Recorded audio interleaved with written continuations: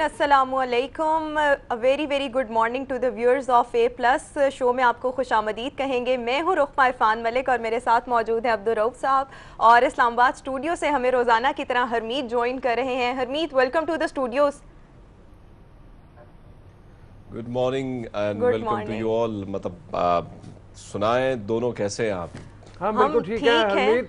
हरमीत। आज मेरे ख्याल में यहीं से शुरू करें कि अपना घर, जी chief of the army staff ने कहा है कि अपना घर ठीक करना होगा। बात तो बिल्कुल सही है। बिल्कुल। अपने घर में अगर अब ज़रा डिटेल देखी जाए तो बहुत सी चीज़ें होने वाली।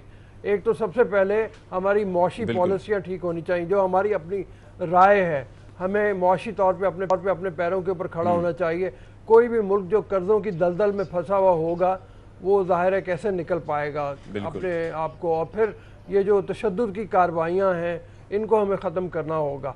ये मेरे ख्याल में दो बहुत बड़ी चीज़ें हैं। अगर रूस ये साहब, बिल्कुल ये बहुत बड़ा बयान है रूस साहब। और अगर हम देखें तो हमारे पास ऐसी हर चीज़ की, मैं कहूँगा कि आपके पास हर टूरिज्म की अगर हम बात करें तो सबसे ज़्यादा रिच हमारे पास रिलीजियस टूरिज्म है, जिससे हम बहुत कुछ कमा सकते हैं। हाँ। इसके साथ साथ मादनियात की भी कोई कमी नहीं है।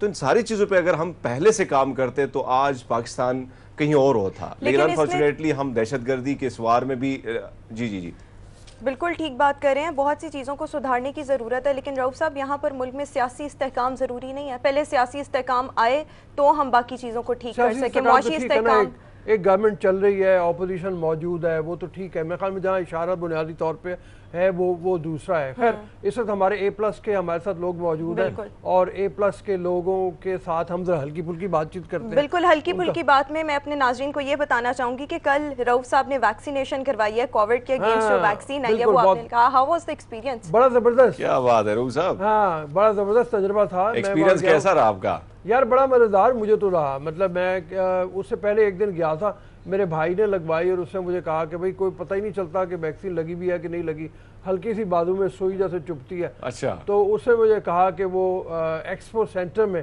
तुम जाके लगवाओ। तो मैं अगले दिन गया एक्सपो सेंटर, तो रश बहुत ज़्यादा था। उन्होंने कहा 2-3 घंटे का वेट करना होगा। तो मैंने कहा यार इतनी देर तो इंतजार नहीं हो सकता। अपने वैसे भी मैंने कहा कि लोगों को दिखाना भी चाहिए कि जब मैं वैक्सीन लगवाऊंगा तो कैसी फीलिंग होती है।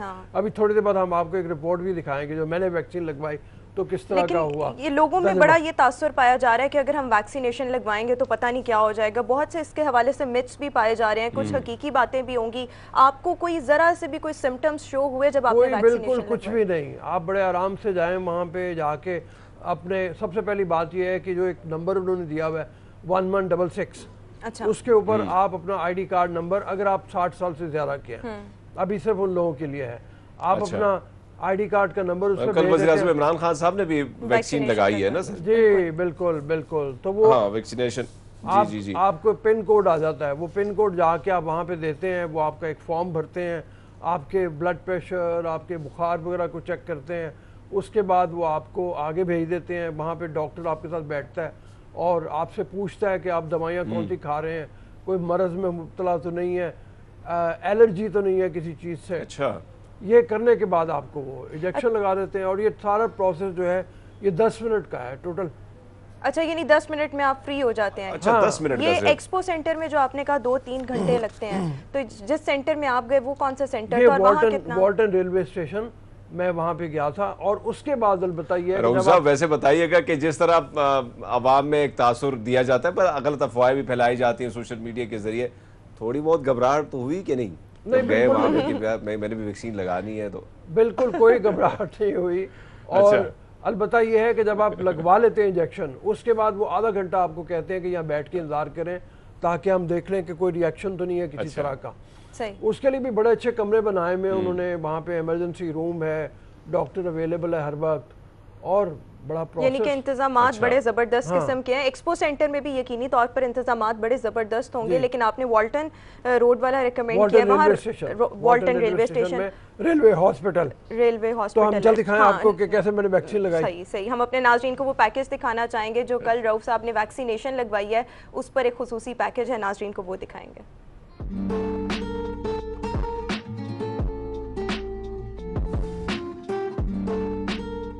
गुड मॉर्निंग पब्लिक, मैं यहाँ पे मौजूद हूँ वैक्सीनेशन सेंटर पे। आपको मालूम है कि पाकिस्तान में मुख्तलिफ सेंटर्स के ऊपर जो 60 साल से ज़्यादा उम्र के लोग हैं उनकी वैक्सीनेशन का अमल शुरू हो गया है। मैं भी यहाँ पे पहुँचा हूँ, अपने वाइटल्स चेक करवाऊँगा, उसके बाद देखते हैं कि मरहला किस तरह से पूरा होता है। तो चलते हैं, आइए देखते हैं कैसे होता है ये सारा कुछ।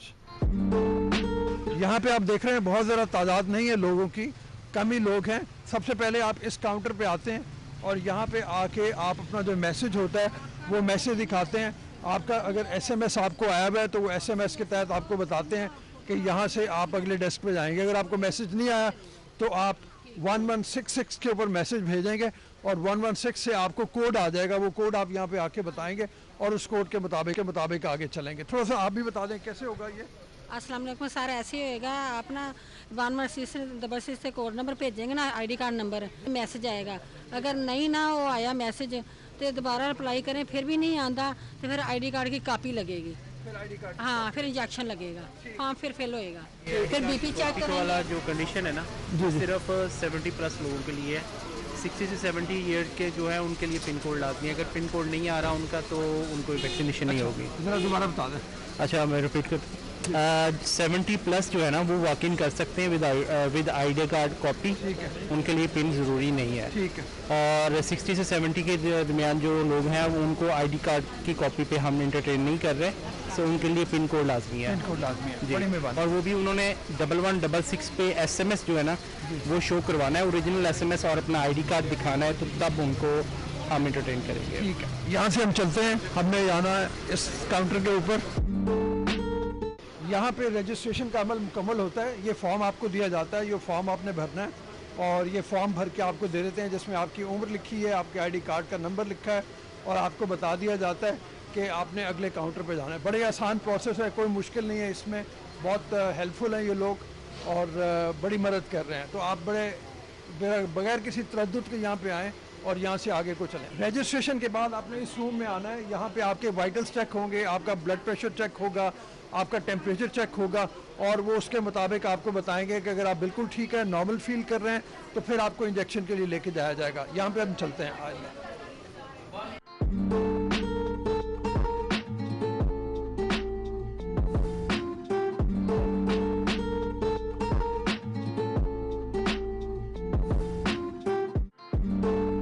आपने मेरे ब्लड प्रेशर चेक किया है जी, और टेम्परेचर चेक किया जी, आपका ब्लड प्रेशर चेक किया, टेम्परेचर चेक किया, पल्स चेक किया और आपकी सैचुरेशन चेक किया। अच्छा, अब वो देखिए ठीक है, तो मतलब फिर अगले मरहले में जी, अब नेक्स्ट आप डॉक्टर के रूम में जाएंगे। और इसके बाद अगला जो है वो 21 दिन बाद फिर दोबारा आना है। जी, 21 दिन बाद, 21 दिन बाद आपने दोबारा आना है। अच्छा। 2 डोजेज हैं, डबल डोज है। ठीक है, ठीक है। और ये वैक्सीन कौन सी है वैसे? बायो है, साइनोफार्म है। साइनोफार्म की। साइनोफार्म की, मेहरबानी, थैंक यू। ये अमल हमने यहाँ पे मुकम्मल करवा लिया है। यहाँ पे अपने वाइटल्स चेक करने का, यहाँ से हमने पहले रूम नंबर 4 में जाना है, जहाँ पे फिजिकल टेस्ट होना है। तो रूम नंबर 4 में चलते हैं हम। रूम नंबर 4 में या चलते हैं, ये देखते हैं ये क्या करते हैं। अस्सलाम वालेकुम जी।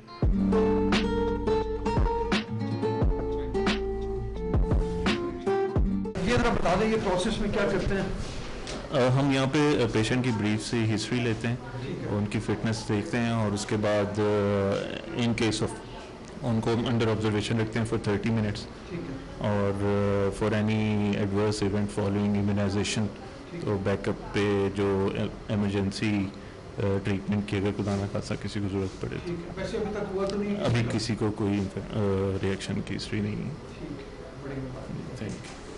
चलते हैं अब अगले रूम की तरफ, जहाँ पे मेरे ख्याल में इंजेक्शन लगने हैं। और ये इंजेक्शन लगने के लिए हम ये इंजेक्शन के रूम में चलते हैं। यहाँ पे ये मौजूद हैं हमारे यहाँ पे मुझे बैठना है और मैं तैयारी कर रहा हूँ, अपने बाजू को मुझे खोलना है और आप देखें मैं इंजेक्शन लगवाऊँगा अभी, ये जो कोविड का है।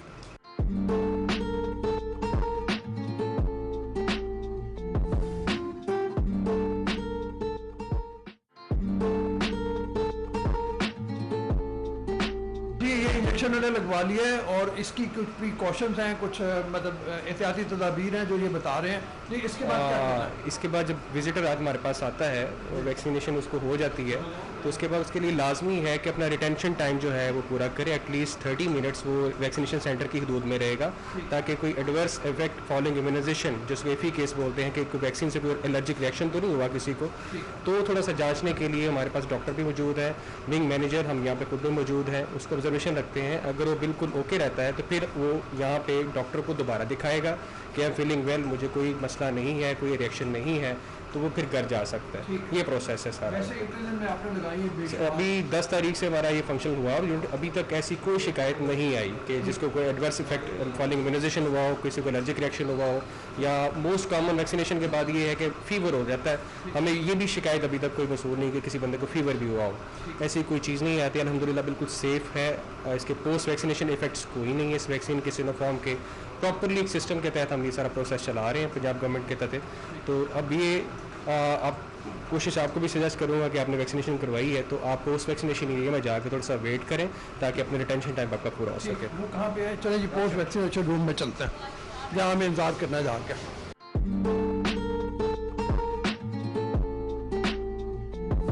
ये हम जो जा रहे हैं ये इमरजेंसी हैंडलिंग वार्ड है। अगर कोई किसी को थोड़ी सी प्रॉब्लम हो जाए, कोई सर में चक्कर आ जाए या कोई ब्लड प्रेशर ज़्यादा हो जाए तो उस सूरत में उसको यहाँ पे लाया जाता है। और ये बेड्स लगे हुए हैं यहाँ पे, ये आप देख रहे हैं, यहाँ पे मौजूद है डॉक्टर भी, अमला भी, और ये चेकअप के लिए। इधर इसके बारे में भी बता दीजिए, ये क्या है? ये post vaccination emergency handling ward है हमारा कि अगर इन केस पोस्ट वैक्सीनेशन में कोई ऐसा केस आ जाता है हमारे पास कि जिसको शिवरिंग स्टार्ट हो जाए या सडनली उसको कोई अटैक हो या सर में दर्द मोस्ट कॉमन होता है, तो उसके लिए हम स्पेशली ये है कि ब्लड प्रेशर जैसे हाई हो जाता है, वो एक स्टिग्मा है, डर खौफ की वजह से किसी का बीपी हाई हो जाए, बीपी लो हो गया है, शुगर हाई हो गई है, तो उनके लिए स्पेशल एक हमने ये वार्ड क्रिएट किया है जिसके ऊपर प्रॉपर एक डॉक्टर चेकअप की तरह यहाँ पे पैरामेडिक्स के लोग भी हैं, उनको यहाँ पे कुछ देर के लिए अंडर ऑब्जर्वेशन रखा जाता है। जो बिल्कुल अभी हमारे पास ऐसा कोई केस अभी तक रिपोर्ट तो नहीं हुआ अल्हम्दुलिल्लाह। बहरहाल एमरजेंसी तौर पे हमने सारे इंतजाम यहाँ पे करके रखे हुए हैं।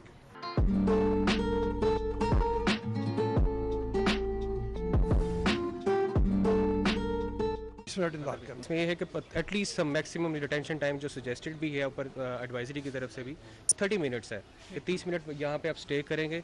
अगर आप अच्छा फील कर रहे हैं तो फिर आप दोबारा, हमारे पास एक सेकंड वार्ड है, वहाँ पे डॉक्टर साहब बैठे होंगे, उनको बताएंगे, तो उनके बताने के बाद फिर आप घर रवाना हो सकते हैं। वो फॉर्म हमारे पास रहेंगे। बेसिकली ये सिस्टम हमारा पूरा है निम्स का, नादरा के साथ अटैच है सारा।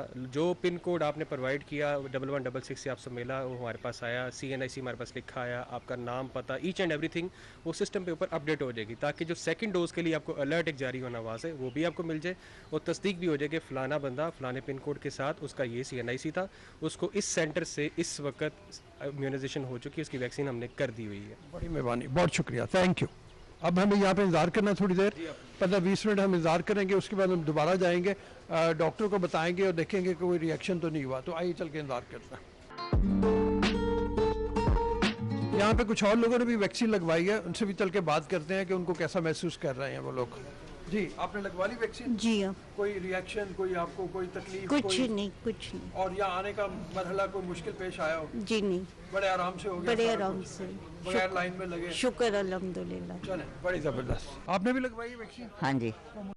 मुश्किल तो नहीं, कोई मुश्किल नहीं, कोई तकलीफ? नहीं, कुछ नहीं हुआ। बहुत आराम से आराम से हो गया। हाँ जी। और अब खुशी महसूस हो रही है? हाँ, लग गई।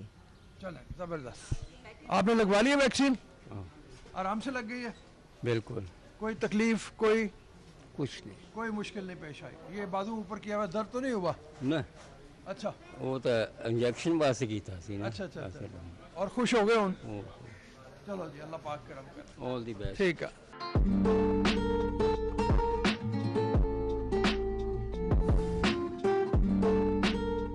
और हमने यहाँ पे इंतज़ार कर लिया, जितना हमें कहा गया था। आधा घंटा तकरीबन गुजर गया और आधे घंटे हमें इंतज़ार करने को कहा गया था। हम मेरे ख्याल में फ्री हैं, चल के इसके किसी अमले से बात करते हैं, देखते हैं इसके बाद का मरहला क्या है। ये हमें पहले रूम में जाना होगा। ये तमाम लोग यहाँ पे जो हैं ये इसी इंतज़ार में आए हुए हैं और ये मेरे साथ मुझे लेके जा रहे हैं डॉक्टर के पास। कि चेकअप करवा लें कि कोई मसला और तो नहीं है अभी। ये डॉक्टर के पास हम हैं जी, आधा घंटा हो गया लगवाए हुए, बस कोई मसला नहीं है, कोई प्रॉब्लम नहीं है। इसमें क्या क्या चेक करना है हमें, आप जब देखते हैं सेकंड टाइम? जी, रजिस्ट्रेशन पहला जो स्टेप है वो जो रजिस्ट्रेशन का है। जो सेकंड स्टेप है वो है हम वाइटल देखते हैं जिसमें पल्स है, ब्लड प्रेशर है और ऑक्सीजन की मिकदार है जिस्म के अंदर, और टेम्परेचर देखते हैं। जी जी, उसके बाद पेशेंट अगर कोई मेडिसिन खा रहा है तो शॉर्ट सी हिस्ट्री ले लेते हैं, तो ब्लड प्रेशर ज़्यादा है तो थोड़ा उसको स्टे करा लेते हैं। उसके बाद अगर फिट है तो उसको वैक्सीन के लिए भेज देते हैं। जी, थैंक यू सर, बहुत मेहरबानी। इसकी मुझे तस्वीर लेनी है, ठीक, ये साइन हो गए, इसका मतलब हम यहाँ से फ्री हैं। आप बिल्कुल आप एक तस्वीर खींच लें ताकि आपके रिकॉर्ड में मौजूद रहे, और रिकॉर्ड में ये चली जाएगी और फिर खुद ब खुद नोटिस आ जाएगा कि सेकंड डोज किस दिन लगानी है। 21 दिन बाद ये सेकंड डोज लगेगी। ये हम फ्री हैं यहाँ से। ये सारा प्रोसेस बड़े आराम से मुकम्मल हो गया, आधा घंटा में तकरीबन लगा है। हम यहाँ पे आए, लाइन कोई नहीं थी और बड़े आराम से उन्होंने हमें गाइड किया। यहाँ पे मेरा रजिस्ट्रेशन नंबर जो पिन कोड था वो उन्होंने देखा, मालूम किया, मेरे आईडी कार्ड के साथ उसको वेरीफाई किया, उसके बाद रजिस्ट्रेशन डेस्क पे भेज दिया। रजिस्ट्रेशन डेस्क ने मेरा फॉर्म फिल किया और मेरे वाइटल चेक्स करने के लिए कि ब्लड प्रेशर तो नहीं है, कोई शुगर या कोई और चीज़ तो नहीं है, वो चेक करने के बाद एक और डॉक्टर ने चेक किया और फिर मुझे इंजेक्शन लग गया। उसके बाद आधा घंटा इंतज़ार करने को कहा गया, वो आधा घंटा हमने इंतज़ार किया और फिर आपने देखा, डॉक्टर ने देखा और हम यहाँ से हंसी खुशी अपने घर को जा। पैकेज हमने अपने नाज़रीन को दिखा दिया। रऊफ साहब, बड़े ज़बरदस्त किस्म के अरेंजमेंट्स हैं। अब दर्द चली गई, अब नहीं है। साइनोफॉर्म वैक्सीन, लेकिन मैं सुन रही थी कि 21 डेज बाद आपको एक और डोज लगवानी पड़ेगी। मुझे 9 अप्रैल को उन्होंने बता दिया है कि 9 अप्रैल को मुझे दोबारा जाना है। हाँ। और सेकंड डोज इसकी लगनी है। ये वैक्सीन दुनिया भर में जहाँ सिवाय एक आध के, हाँ, जो मेरे ख्याल में शायद कैन साइनो है जो एक ही डोज होती है, हाँ, लेकिन इसकी दो लगनी है मुझे।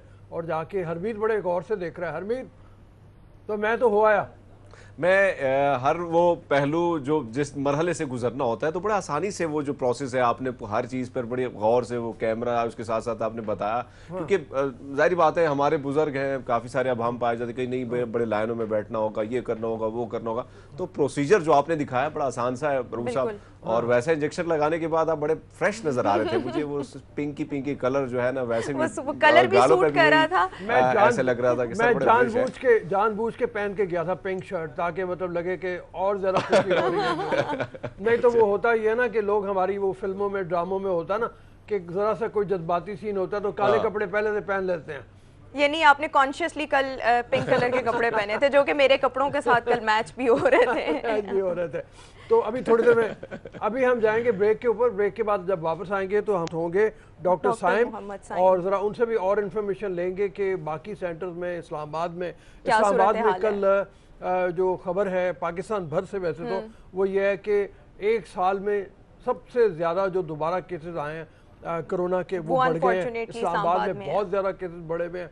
वहाँ पे लॉकडाउन है बहुत से इलाकों में, और वहाँ वैक्सीनेशन का अमल कैसा चल रहा है ये डॉक्टर साइम से हम बात करेंगे। अभी हम एक ब्रेक पर जाना है, एक ब्रेक से बाद जब वापस आएंगे तो डॉक्टर साहब से गुफ्तगू करेंगे। आपने कहीं नहीं जाना, हमारे साथ रहिएगा।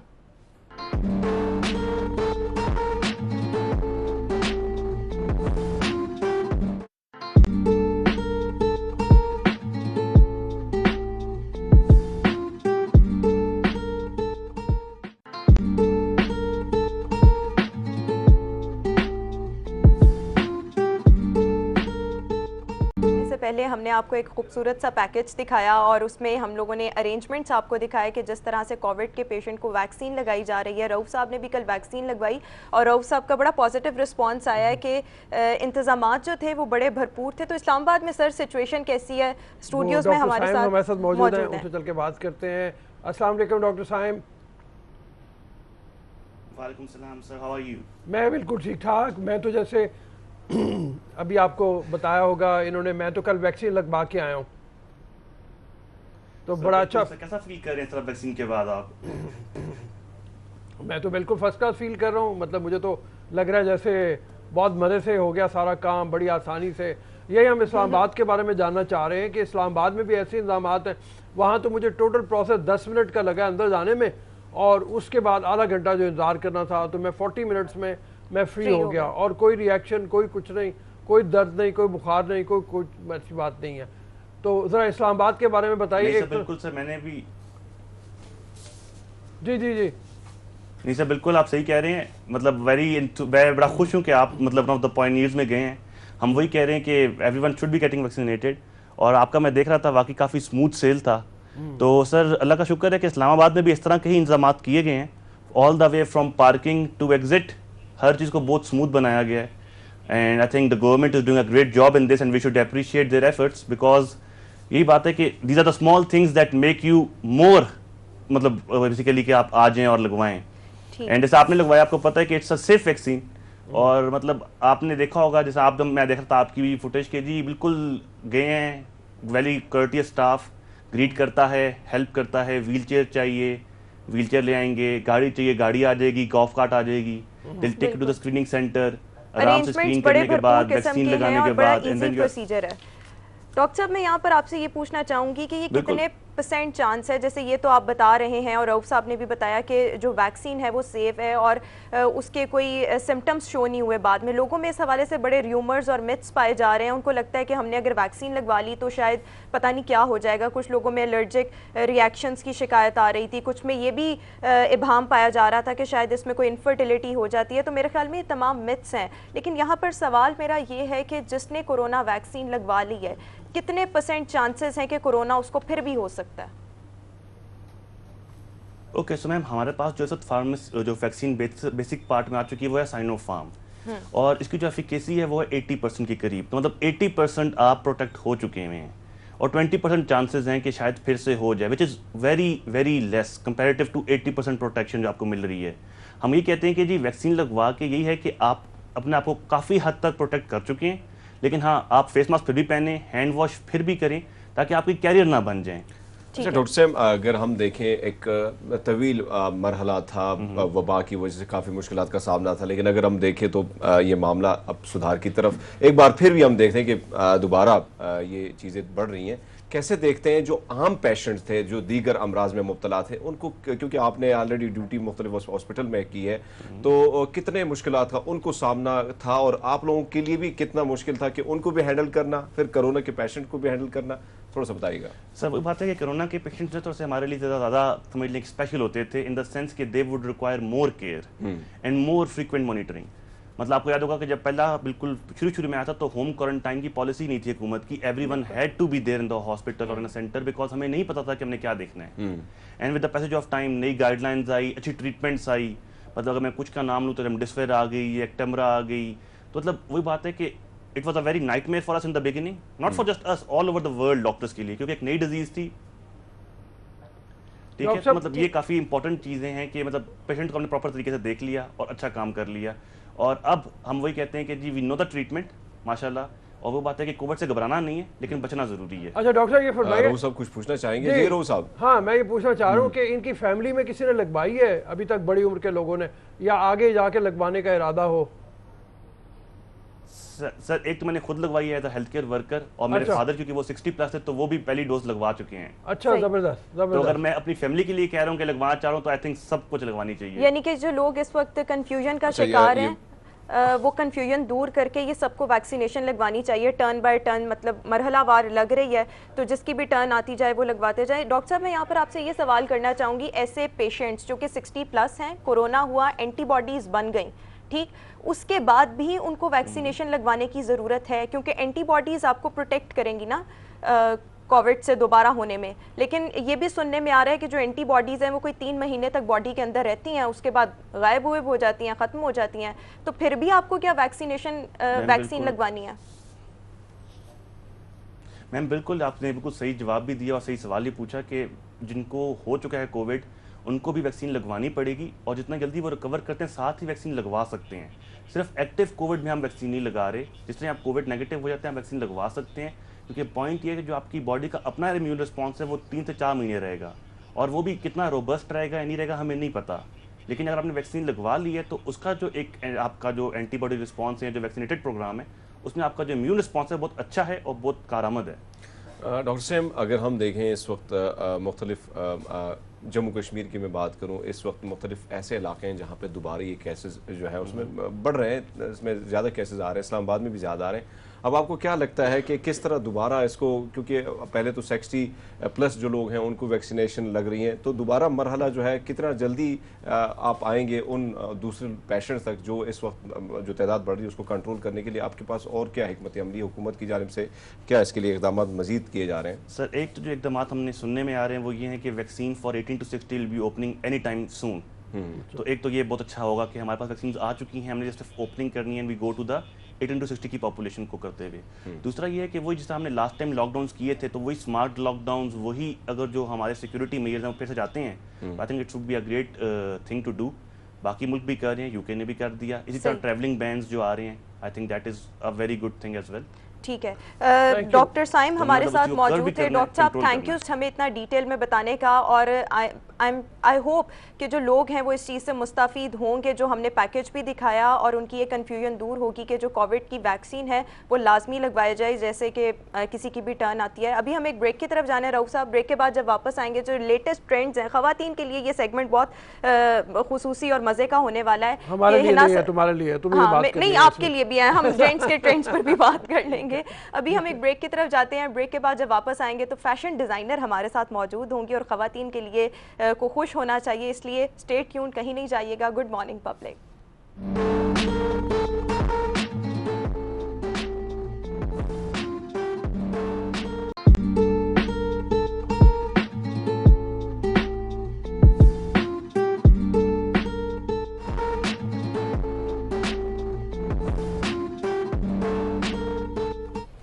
Welcome back and good morning public. ये वाला जो हमारा सेगमेंट है ये ख़वातीन के इंटरेस्ट का है रऊफ साहब, क्योंकि इसमें हम फैशन पर बात करेंगे। फैशन डिज़ाइनर हिना सलमान हमारे साथ मौजूद हैं।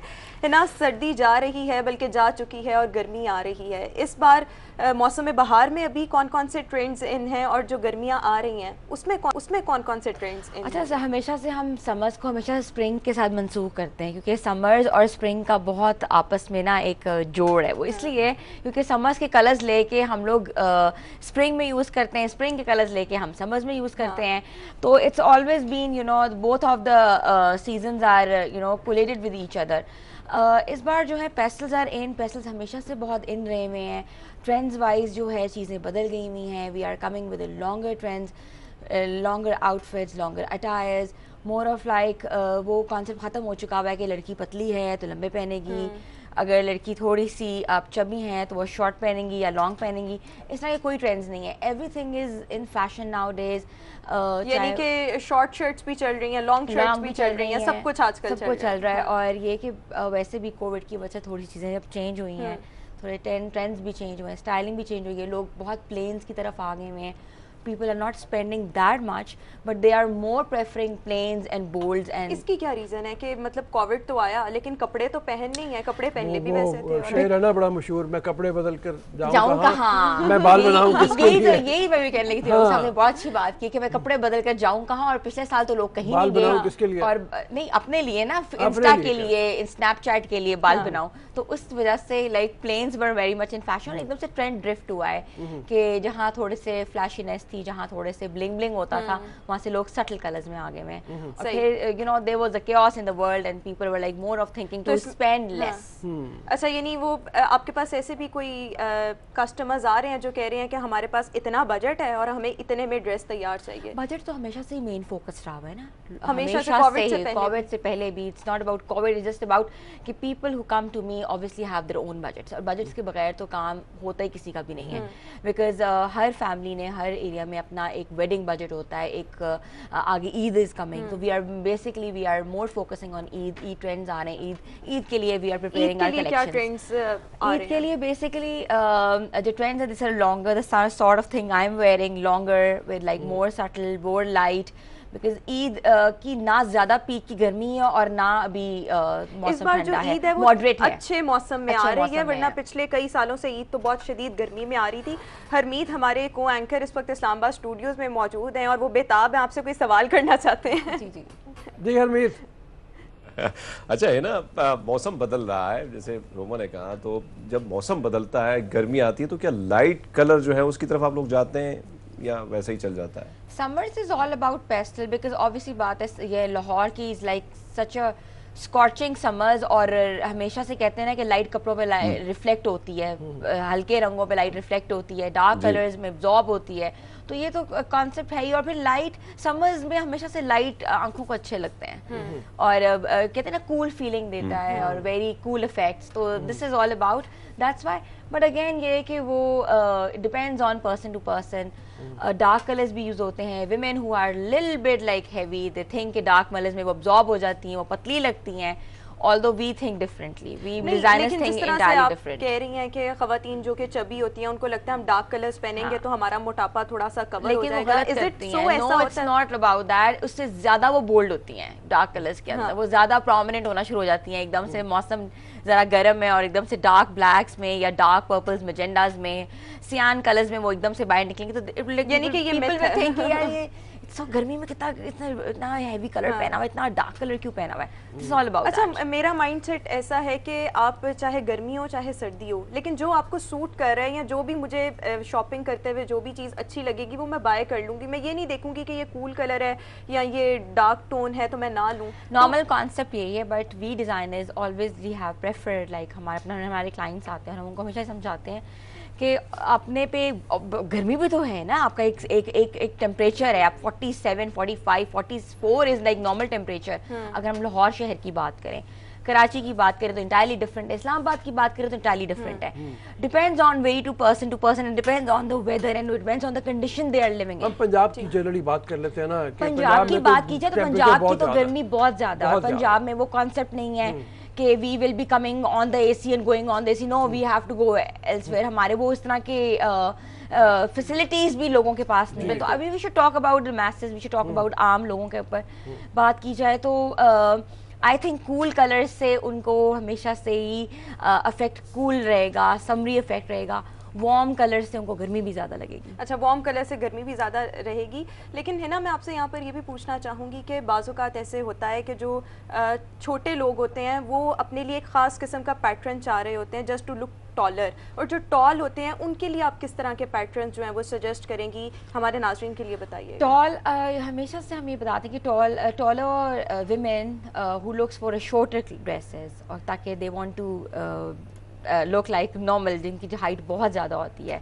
और जो शॉर्ट लोग होते हैं वो बिल्कुल लंबे लंबे लंबे लंबे पहनते हैं ताकि वो टॉल लगें। ये है एक है, but now things are being change, people are more into, अब तो there are lot of filters, people are using lot of heels, लेकिन जो असल होता है वो असल ही होता है। असल में भी तो कौन सी वो चीज़ें रह गई हैं कि ट्रेंड जो है वो बिल्कुल एक जैसा है। every trend is being used, every trend is being held by everyone।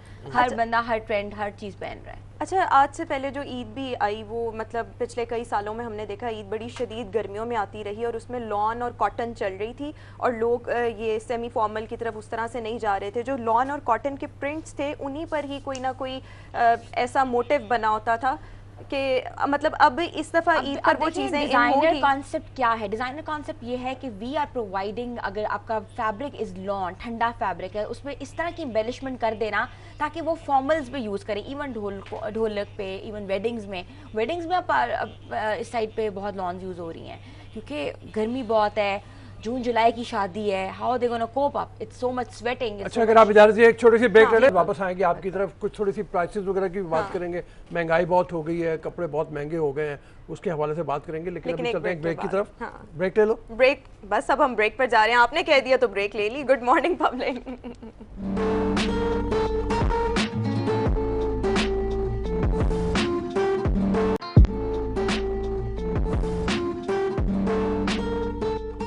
Welcome back and good morning public. Hina Salman हमारे साथ स्टूडियोज में मौजूद है। ब्रेक पर जाने से पहले हिना बता रही थी कि आजकल सब कुछ चल रहा है, तो जिसकी वार्डरोब में जो कुछ भी है वो पहन सकता है, रेनोवेट करके भी। हाँ, वो बहुत ज़रूरी है। जेब में पैसों से। हिना, आप ये भी बताएं कि आपका कोई अपना ब्रांड वगैरह भी, आप कैसे काम करती हैं? बिल्कुल, मेरा ब्रांड है by name of Hinash by Hina Salman, और it's been around 10 years working and I have done fashion shows as well. अभी मैं रिसेंटली 2018 में कोविड से पहले पेरिस फैशन वीक और नॉर्वे में कर आई हूँ. It was a great response from there because जो पाकिस्तानी बाहर बैठे हुए हैं उनके लिए आसानी है कि वो हम जब एग्जिबिट करते हैं वहाँ और हमारे 3-3 दिन के गालाज होते हैं, फैशन शोज होते हैं, they come and just give us orders. इसके अलावा they just take clothes because वहाँ पाकिस्तानी ट्रेडिशनल क्लोथ्स बहुत मुश्किल है. यूरोप में वाकई बहुत ऐसा मुश्किल है. अमेरिका लंदन की तरफ तो बहुत से लोग मिल जाते हैं, लेकिन जहाँ पे आप कह रही हैं पेरिस और नॉर्वे, यहाँ पर कम रुझान. बिल्कुल, बिकॉज ये आखिरी कोना है और नॉर्वे तो वैसे भी एक पोलर पे लगता है, जो सबसे कोल्डेस्ट रीजन जिसको कहा जाता है. एंड वी पता है समर्स में भी वहाँ विंटर्स होते हैं. ये नॉर्वे वहाँ पे इतनी ठंड है, वहाँ पर आपने कौन से ड्रेस? मैं कहते रही हूँ कि समर्स में भी वहाँ विंटर्स होते हैं और विंटर्स में भी वहाँ विंटर्स होते हैं. तो मोर ऑफ लाइक वेलवेट्स चली थी, मोर ऑफ लाइक हेवी जो हमारा. मैं सोच रहा हूँ कि रोमा अपने लिए क्या क्या टिप्स पूछ रही है. नेक्स्ट टाइम मैं भी ना किसी मेल फैशन डिजाइनर को ले आऊंगा और हम दोनों से पूछेंगे बहुत सारी. नहीं, आप बिल्कुल फिक्र ना करें. मर्द भी तो फैशन को पसंद करते हैं ना, उनको भी तो चाहिए कुछ टिप्स. हरमीत हिना जो है वो मेल फैशन डिजाइनिंग भी करती हैं, तो आप अपने लिए भी ट्रेंड्स पूछ सकते हैं. Don't get jealous of me. हाँ बिल्कुल, जाहिर बात है कि वो देखे है ना, रऊफ साहब और मैं भी बैठे हैं. थोड़ा सा मर्दों के बारे में बताइए कि हमें क्या करना है, आगे गर्मी आ रही है, कोई फैशन के बारे में कोई टिप्स दीजिएगा. बिल्कुल, आप मतलब आपका तो फैशन बिल्कुल एक वही होगा, स्टैटिक है, because the way you carry yourself, you always been the same, always seal you like that. But still you know गर्मियों में ऑब्वियसली हमारे यहाँ शलवार कमीज़ का तो मैं बेसिकली ट्रेडिशनल करती हूँ. ट्रेडिशनल में ग्रूम वेयर, उसमें आपकी शेरवानीज आ जाती हैं, उसमें आपके Patiala pants with short shirts आ जाती हैं, उसमें रिसेंटली आपकी वो खुली बलोची शलवारें बहुत इन हुई थी, लंबी कमीज़ों के साथ भी, छोटी कमीज़ों के साथ भी. और फिर आपका वेस्ट कोट का स्टाइल बहुत चेंज है, like double breast waist coat, single collar waist coat, buttons कहाँ आएंगे, जिप वाले वेस्ट कोट्स, पॉकेट स्क्वायर किस तरह मतलब के मैं अगर जो दस्तार जिस कलर की पहनो तो उसी तरह वेस्ट कोट आप बनाने में हमारी हेल्प करेंगी. और फिर कलरफुल वेस्ट कोट्स, जिससे ट्रक आर्ट पे वेस्ट कोट्स मैंने बनाई थी, बलोची कलर्स के ऊपर बनाई थी, अजरक की वेस्ट कोट्स बहुत इनी थी. आप अपने ट्रेडिशंस को, आपके पास इतना ट्रेडिशन है, आपके प्रोविंसेस डिफरेंट ट्रेडिशन से भरे हुए हैं, आप किसी भी ट्रेडिशन को लेकर आप उसको एक नया स्टाइल दे सकते हो. Style has no end, statement has no end. बस जेब में पैसा होना चाहिए, फिर स्टाइल हैज नो एंड. ये भी जरूरी नहीं है. अच्छा, आई थिंक ये भी जरूरी नहीं है, बिकॉज आपकी थिंकिंग और पैसा दो अलग अलग चीजें हैं. यू नो, यू कैन, आप 200 रुपए का भी कपड़ा उठा के अच्छा स्टिच हो तो you can wear it. Doesn't matter कि आपने 2 लाख का या 2000 का. लेकिन जब आप किसी फैशन डिजाइनर के पास जाते हैं तो रऊफ साहब जेब में पैसा हो तो ही हम फैशन. ये भी मैं हमेशा रोमा कहती हूँ, ये एक स्टिग्मा बन चुका हुआ है कि फैशन डिजाइनर्स है तो वो महंगी होगी. ऐसा कुछ भी नहीं है. आप कितनी महंगी, आपकी प्राइस मैं बहुत महंगी हूँ. देखा, नहीं सीरियसली मैं बिल्कुल महंगी नहीं हूँ. I just ask for the budget कि जो लोग मेरे पास आए उनके पास एक बजट होता है. मैं पूछती हूँ कि आपकी क्या प्राइस रेंज है. मैं फिर अपना, मेरा आई हैव अ स्टूडियो, उसमें मैं अपने आउटफिट दिखाती हूँ, ये इस प्राइस रेंज के कपड़े सिलेक्ट कर लें आप. उनके लिए भी आसानी है, मेरे लिए भी आसानी है. फिर बाद में जो कॉरल्स होती हैं, इश्यूज होते हैं, because client is always right and clientele should be, you know, should be always right. So we have this concept. ये जो है अभी सीजन जो अभी 1 महीना तकरीबन हमारे पास रमजान से पहले मौजूद है, दबादब शादियां हो रही हैं और मैं शादियां बहुत होंगी, बहुत शादियां हो रही हैं. इसमें we are mostly packed with words. इसमें इस दफा क्या मतलब ज्यादा है ट्रेंड और क्या होना चाहिए? मैं आपको बता रही हूँ कि कोविड के बाद लोगों की स्पेंडिंग पावर कम हुई है. I am telling you about it, because जो हम लोग 5 लाख 7 लाख का शुरू करते थे जोड़ा ब्राइडल वेयर, वो इस वक्त 2, 2.5, 3 में चल रहा है. ठीक है, अब डिपेंड्स ऑब्वियसली बिजनेस प्रॉब्लम है, हर सेक्टर को इफेक्ट हुआ है. बिल्कुल, इट्स नॉट अबाउट. और फिर लोगों को ये भी डर है कि भाई अब लोग इस चीज पे आगे में हैं कि एक दिन तो पहनना है, तो why to spend overly on it. अच्छा, आजकल तो है ना, मैंने ये भी देखा है कि शादियों पे जो कुछ ब्राइडल्स हैं वो रेंट पर भी कपड़े मिल रहे हैं. अभी मैं ये बात करने लगी थी रोमा कि हमारे पास ऐसे भी सफेद पोश लोग आ रहे हैं जो कि हमसे कहते हैं you charge us the rent और हमें आप जोड़ा देते. तो we are doing that.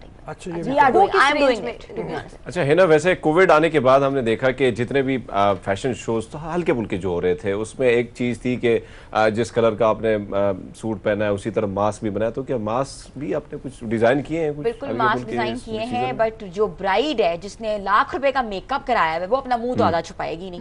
That's very honest. Like अगर मैं बैठी हुई हूँ पूरा हीरोइन बन के, मैं कहूँगी जी मेरा मुंह आधा छुपा दो, क्यों भाई?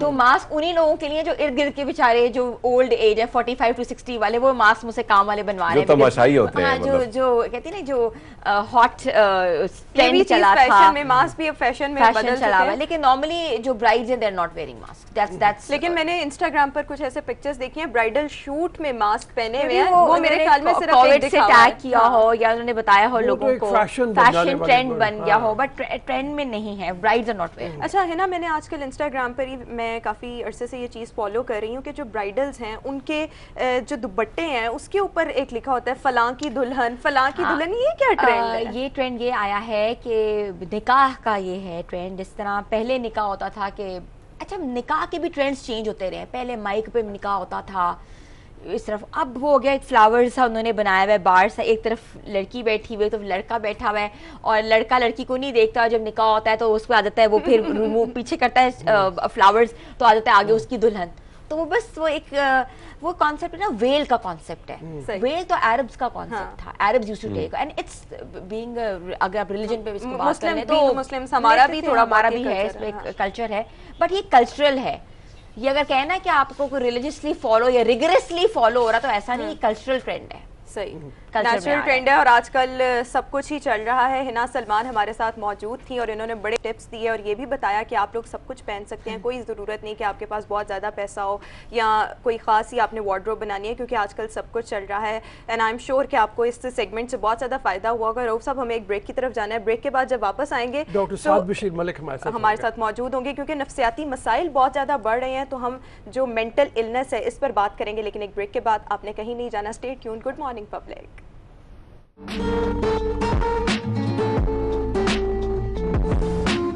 साउंड ऑफ मेटल 2019 में ये मूवी रिलीज हुई और देखने में ऐसे लग रहा है कि जो रिज अहमद हैं वो इस मूवी में डेफ उनका किरदार है। मतलब एक ऐसे म्यूजिशियन हैं, हैवी मेटल बैंड वो जो है उसके मेंबर हैं, ड्रम बजाते हैं और फिर वो बहरे हो जाते हैं, और यही है। और कितनी ज़बरदस्त इमोशनल अपील है अगर आप देखो।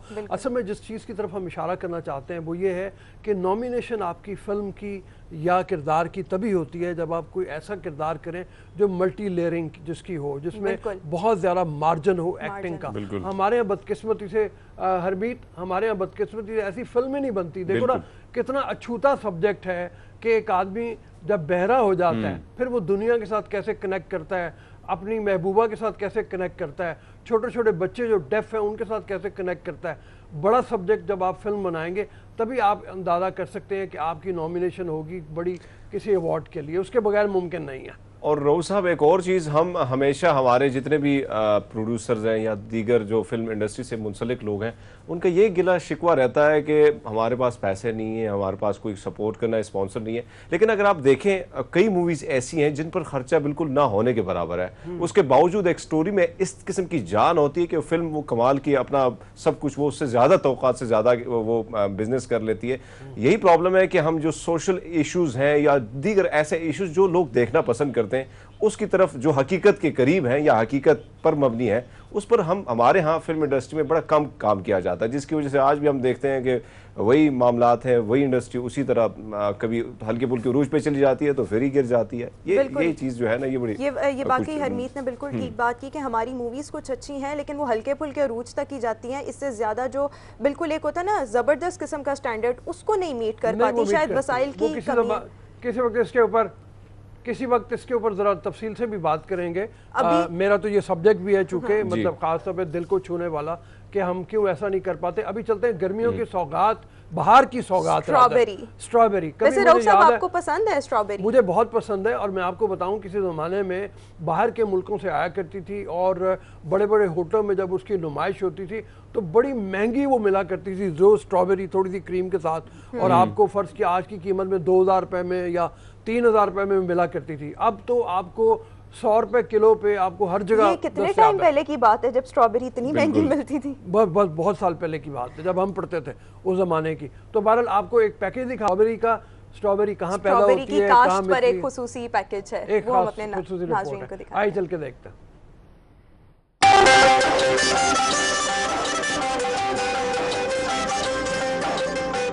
लाल और रस भरी, जायके में मीठी, बच्चों और बड़ों सबकी पसंदीदा स्ट्रॉबेरी की फसल पककर हो गई है तैयार। खेतों में आ गई है सुर्ख और सब्ज रंगों की बहार। स्ट्रॉबेरी को झेलम के नवाही इलाकों में वसी रकबे पर काश्त किया जाता है। इसकी काश्त पर आने वाली लागत आम फसलों से ज्यादा है। किसानों का कहना है स्ट्रॉबेरी बहुत अच्छा फल है, अवाम इन्हें बड़ी खुश होकर खाती है। सानू तैयार करने वास्ते 3 ਤੋਂ 4 महीने लग जाते हैं, फिर जाकर तैयार होती है, पैक करके जाके मार्केट जन्नू सेल करने। नन्हे पौधों पर लगने वाले इस नरमो नाजुक फल को तोड़कर टोकरियों में डाला जाता है और छांटी के बाद पैक करके मंडियों में भेजा जाता है। ये स्ट्रॉबेरी इंसानी सेहत के लिए बहुत अच्छी है, लोग इसे खरीद कर खाते हैं और खून पैदा करती है।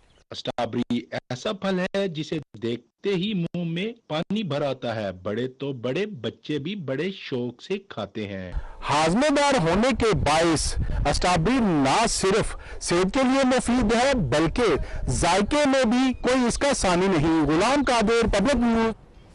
इसी बारे में बात करने के लिए गुलाम कादिर हमें ज्वाइन कर रहे हैं, रिपोर्टर हैं हमारे, जिनका ये पैकेज है, जिन्होंने स्ट्रॉबेरी की काश्त पर इतना खूबसूरत पैकेज दिखाया है। गुलाम कादिर, बच्चे तो बच्चे, बड़े भी स्ट्रॉबेरी बहुत शौक से खाते हैं, बेनिफिट्स भी इसके बहुत ज़्यादा हैं। रऊफ साहब, विटामिन सी का बड़ा ज़बरदस्त सोर्स है स्ट्रॉबेरी। जी बिल्कुल, और इसका मिल्कशेक बड़ा मज़े का बनता है। इसको काट के आप हल्की सी क्रीम के साथ लगा के खाएं, बालाई जो होती है, तो इसका बड़े डिफरेंट तरीकों से है, मतलब इसको सैलड में बड़े मजेदार तरीके से बनाया जा सकता है, वो तो खैर बताएंगे। अच्छा जी, अस्सलाम वालेकुम।